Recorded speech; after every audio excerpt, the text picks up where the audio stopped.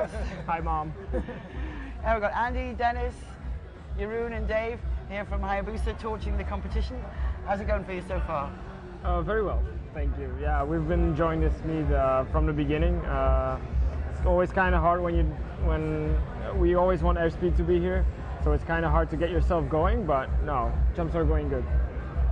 Yeah, it's a bit disappointing, I think, that airspeed aren't here, but it's disappointing for us as well as for you, because, you know, we like to watch the fight, the battle, and we like to watch you push each other to new levels. Well, yeah, disappointing in a way, but I think they have to make their own figures, their own. They need to plan out their own season. Yeah. And I think the last few years we haven't saw them yet. They have their own reason, of course. The crowd, I think, is very sadly. Yeah. Because like great battles like we've had in the past, like in Windoor or in Dubai, it was been like very nice to watch and to do yourself as well, because it really raises yourself to a higher level. Yes. And but anyway, I mean, we have to look at ourselves and they have to look at themselves, and for them also their goal is to win the Mondial in September in Chicago, and that is ours as well. And so I think in the end they need to make their calculations, and it apparently doesn't fit in their schedule. Sure, I get that what I want to watch isn't in airspeed's priority. You know, that's fine. There seems to be a bit of a new atmosphere between you and airspeed. You know, the competition recently at the World Air Games. Am I picking that up right? It seemed to be like you've always respected each other, but it seemed like there was a lot more kind of brotherhood there. I think now we have like a little bit more tighter friendship than before. You know, like before it was quite distance between two teams. You know, like everybody had their corner, and now, you know, like we're so close to each other that we equally respect each other, and it's actually very nice. Yeah, you were playing with Thomas on his day off, right? Yes. Well, kite surfing. Yeah, we went kite surfing with Thomas. It was very fun. Yeah.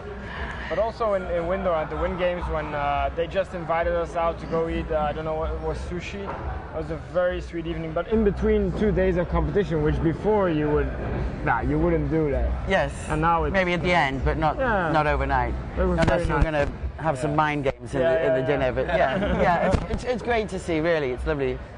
So we're going to look now at round 7. Remind me of the puzzle, Jeroen.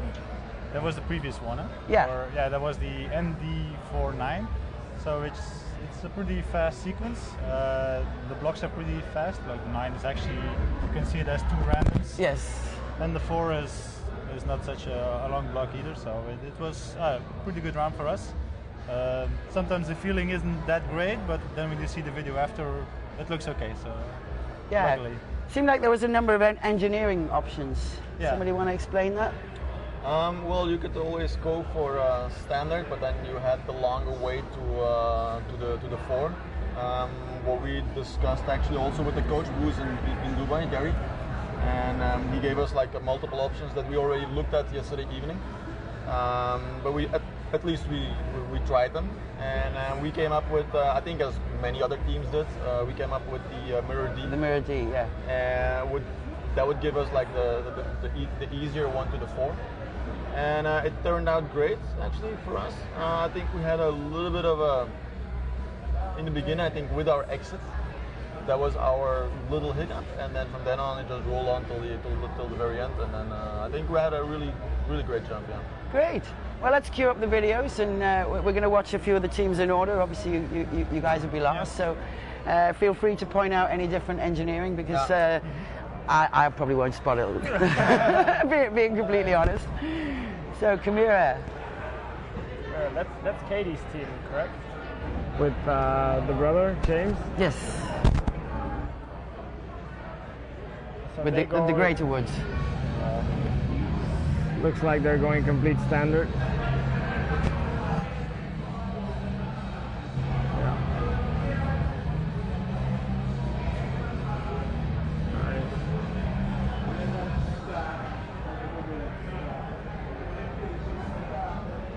It's nice to see Katie here.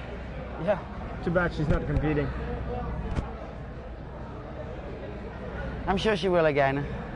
If it's in your blood, it's in your blood, isn't it? Yeah. It's very hard not to. Yeah. The amount of times I've said to myself, right, that's it, I'm done, you know, and then suddenly I find myself training again. So 22 for CHIMERA from the UK. Is it CHIMERA? CHIMERA? No idea. CHIMERA? Shimmy? TENANINE.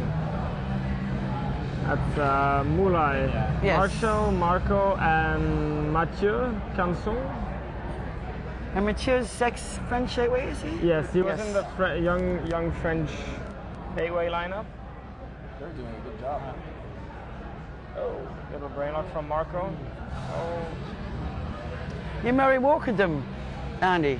Murray Walker was a famous Formula One commentator, and every time he said something like "nothing can stop this guy now," the guy would crash. Yeah. So you just said they were doing well, and yeah, you jinxed him. Still a 21 with a lot of fumbles, a bit of a meltdown and a bust in there. Yeah. So with the brain lock, they kept it together, but in the end, they just got one brain lock, one bust on it. So Sabolo from South Africa. It's got 3 teams here from South Africa. That's a first. Big, yeah. They're going complete standard as well.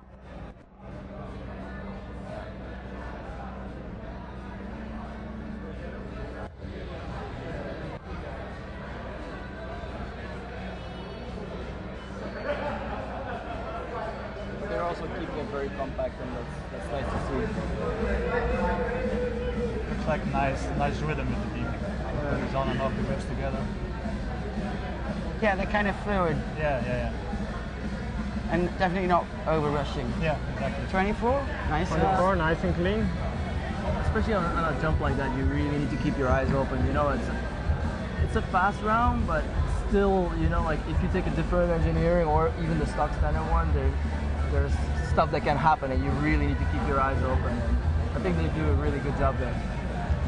Yeah, ACM had a bit of a brain locking moment every time through, and it comes from that doing something non-standard. It's amazing how your muscle memory can be inbuilt and override your brain.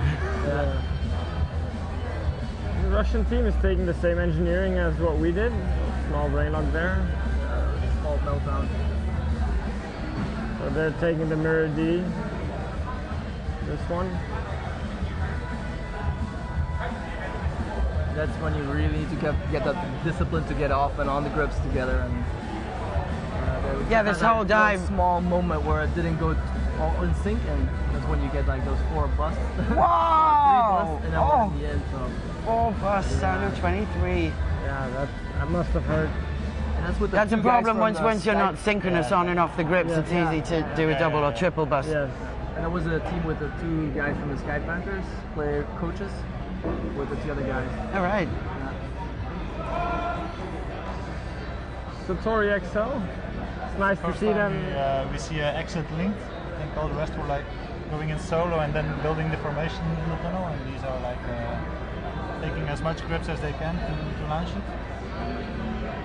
Very nice energy. Yeah, the French flying girls seem to launch the whole thing. So I was up there watching. Well, it's something you need to train. You cannot just go in and take every random or block. It's a really nice jump for these guys. It's very nice to see those guys flying again. They have so much experience, and it shows in a jump like this. So. Yeah, and Pete and John, you know, they were jumping together. Sebastian excelled 1996. So that's actually, wow, that's actually like 20 years ago. That's You probably weren't even born there, right? I was. Thunder, we love Thunder. Fellow 8-way guys. Yep. Oh yeah, you're still doing that? Yes. Yeah. Awesome. We'll probably pick that up again after Chicago, doing some tunnel, and we're planning to go to the Clash of Champions with them again. Oh, awesome. So you're going to be able to solve the eligibility issue? Well, for the Clash of Champions, we're not going to be needing it. No, but I meant for the future. Maybe they just have to move. I know. That would solve the problem, yeah. It would. 32 for Thunder. Nice jump.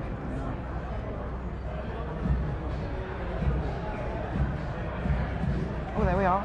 Oh well, this is Hayabusa. Yeah, no, we've got yours. I think we're just a little glitch in loading the videos. Here we go. We have the American team. Kind of a Great slide. to see three teams here actually from the States. Yep. And a top team as well, you know. Actually, the Golden Knight girls also planned to come here, but they didn't in the end. So Yeah, I don't know why they changed. Be here. It's great to see them. And it's a fresh team, and they have, I think they have a huge potential for the future. They just seem to go on and on and on. Yeah. You know, Stephen Jeanette. They're going to have a big task this year to try and beat Airspeed at their nationals. Well, yeah, and with two team members gone, one of them to Airspeed. Yeah. That's tough. Me and Andy, we were there last, I think 2 weeks ago to train with them, to coach them a little bit and to help them. And the two new guys that they have in their team are like, they have a huge possibility to become where they want to be. Yes. I think Rhythm has a very good shot at it. They need to keep it together, and as everybody knows, a team only can be at their best after 2 or 4 years. And if they can keep it like at least 2 or 4 years, then that would be very nice for them. But the two new guys are very, very, very talented. That's great input, Dave. Thanks for that. Here we have Black Cat. I think they're having a little bit of an off meet, but this round seems to be good for them. One bust already. But I don't know how they do it. These guys. I was talking to the win games and saying, how do you train this weird continuity? And they were basically, we can't afford to train. We don't really train very much. So I don't know. Style, huh? They look at 33 with a bust there. You know, so they don't train, but they still turn up and you know they're always up there in the top 5, often on the podium. The bad thing is you cannot train it yourself. You cannot copy them because it looks so funny, and then you're jumping with different piece partner, and it's really, really strange.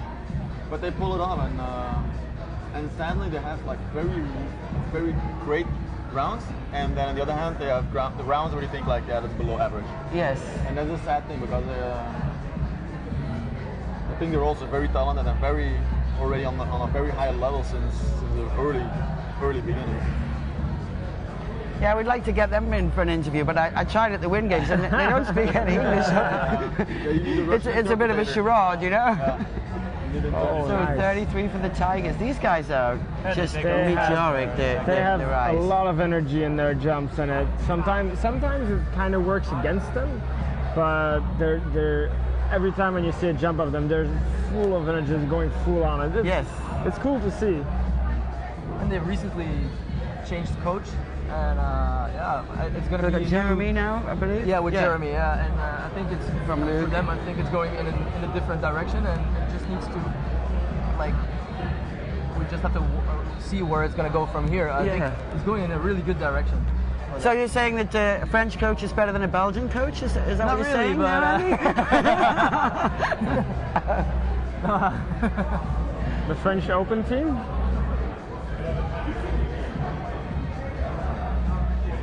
So you must have been waiting to go in at this point. Do you watch the team ahead of you? Or? No, we don't really have an opportunity to watch. Like outside, you only have a screen that is like, there's only like a round before, you know, or something where it has been judged before, so you don't really see it before you go in. You can see the reactions when everybody comes out, like if it was a good one or a bad one. That's the only thing that you actually see. So France got a 33 there with no bust, so that means they were actually moving slightly slower than the last couple of teams that we saw. And now The French girls. the French girls. Yes. They're actually With your really love. stepping it up. They're improving a lot.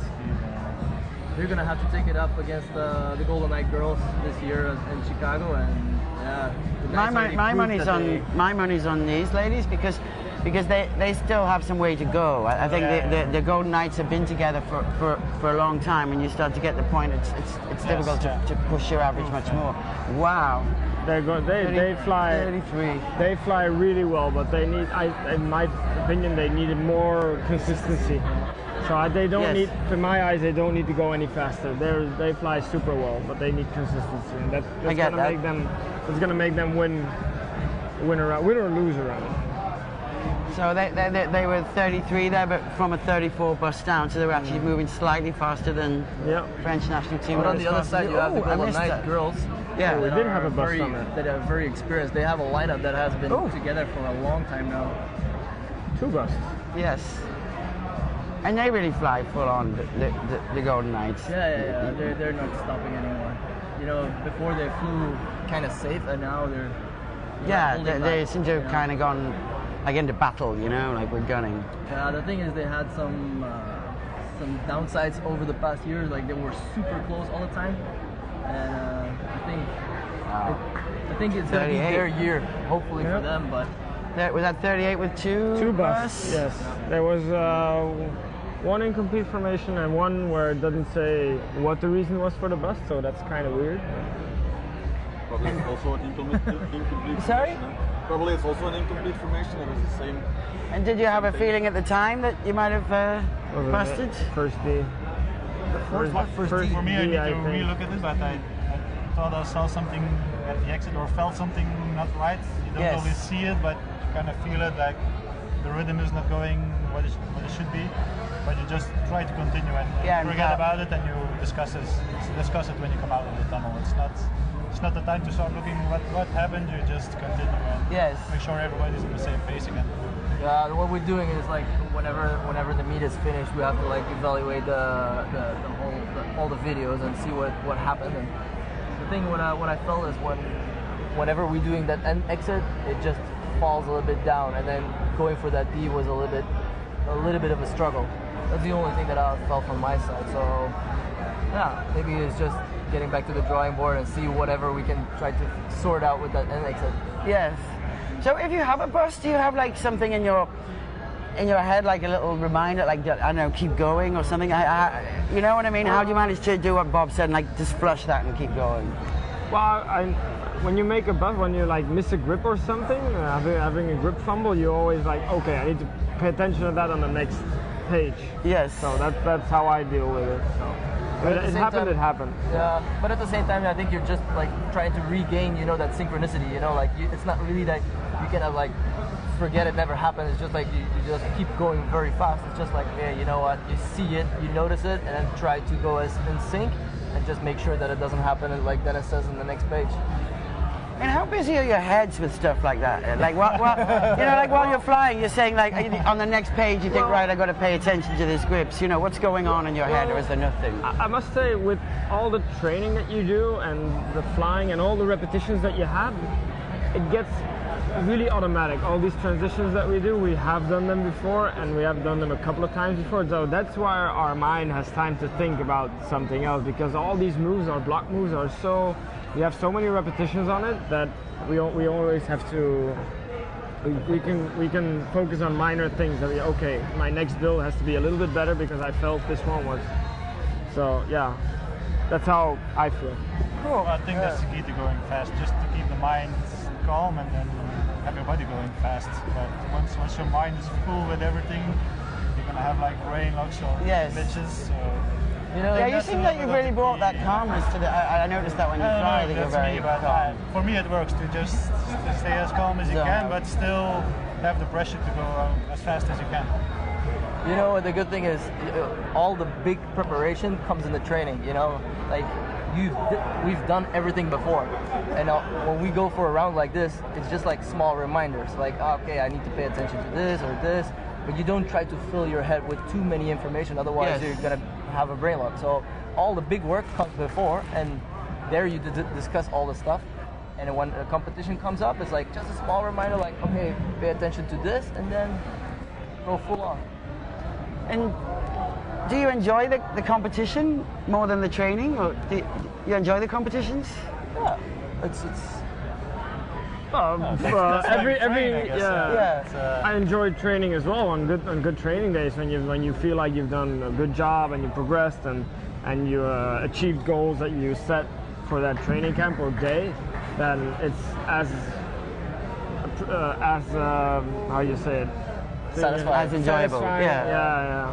But of course the main, like the biggest thing to have is a big battle like you have in Dubai and win that feeling. Yeah, that's the best. Yeah, that's the best. But it's very rare that you actually get those so tight battles. But that's what you want. But you still get that satisfaction, you know, like whenever you come out of the tunnel and you know that you did a good round. Yeah. Even if there's nobody there, or maybe if airspeed would have been there, you can still push a point or something. But if it goes good in training and we do the same in competition and you get out of the tunnel, you're like, good.